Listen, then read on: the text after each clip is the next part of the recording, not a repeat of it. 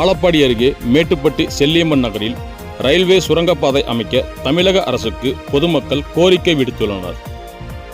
சேலம் மாவட்டம் வாழப்பாடி அருகே மேட்டுப்பட்டி செல்லியம்மன் நகரில் சுமார் 1500 குடும்பங்கள் வசித்து வருகின்றனர்.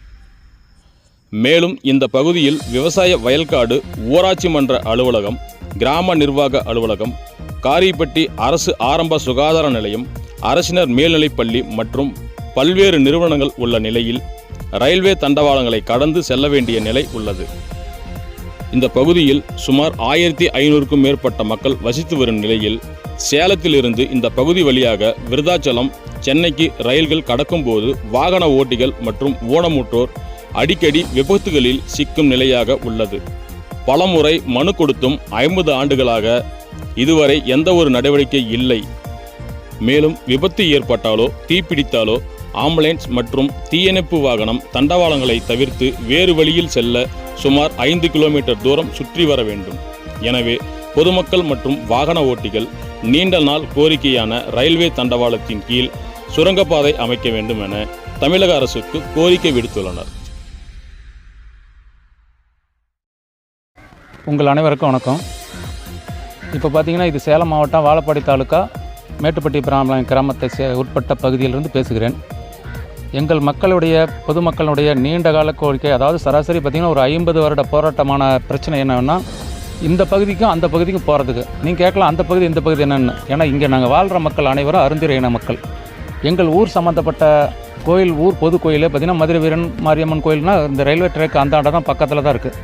இந்த ஒரு பண்டிகை காலங்களையோ மற்றபடியோ இங்கே மக்கள் போனால் இந்த புறம் 75% மக்கள் இருக்காங்க. இங்கே கோயில் கட்டுறதுக்கு மற்றபடிக்கு எந்த வசதியும் இல்லை. ஏன்னா அது பூர்வீக கோயில், அதை மாற்ற முடியாது. ஆனால் ஒரு பண்டிகை காலத்தில் போக்குவரத்துக்கோ மற்றதுக்கோ இதனால நீண்ட கால பிரச்சனை. நீங்கள் இதுதான் ஒரு பிரச்சனைன்னு கேட்கலாம். ஆனால் இதை விட அத்தியாவசியமான பிரச்சனை நிறைய எடுத்துக்கிட்டிங்கன்னா, இந்த வடக்கு பகுதியில் இருக்கிறவங்களே கீழே இருக்கிற ரயில்வே ட்ராக் தெற்கு பகுதியில் இருக்கிறவங்களுக்கு மக்கள் நிலம் பூரா, விவசாய நிலங்கள் பூரா அங்கே தான் இருக்குது.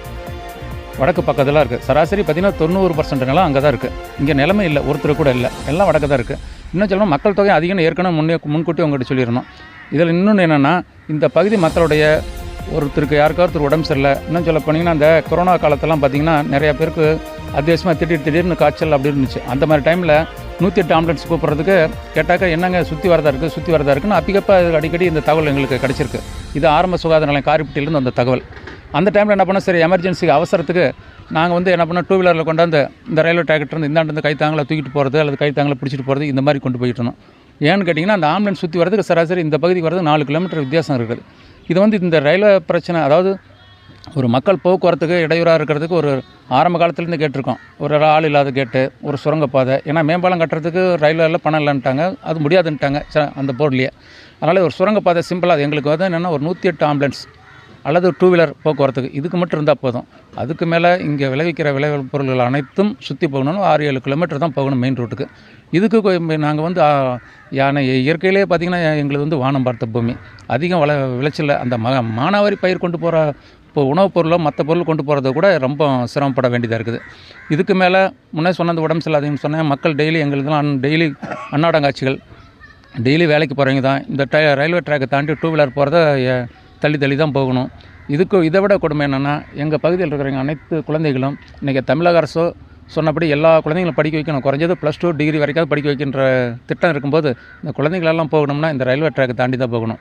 இதுலேயும் பார்த்திங்கன்னா ஒரு டர்ன், ஒரு வளைவு. இந்த இதெல்லாம் குழந்தைங்களாம் என்ன ஆச்சுன்னா 4 குழந்தைங்க 3 குழந்தைங்க சேர்ந்துட்டு போகுதுன்னா அது கொஞ்சம் பேசிக்கிட்டு போகிறதுனால இந்த புறம் ரயில் வருதா இந்த புறம் கூட்ஸ் வருதான்னு திரும்பி பார்க்குறதுக்கு வாய்ப்பு இல்லை. அந்த குழந்தைகள் போகிறதுக்கு பார்த்திங்கன்னா பெற்றோர்களோ அங்கே ஒரு ஊரில் இருக்கிற முக்கியமாக ஒரு 4-5 பேர் அந்த இடத்துல இருக்கிறவங்க இந்த புறம் அந்த புறம் நின்று அப்பா கொஞ்சம் நில்லுங்க வண்டி வருது அப்படின்னு சொல்லி அனுப்பிவிட்டு கூட்டு போய் தண்டவாளத்துக்கு கூட்டு போய் விடுற நிலைமை இருக்குது.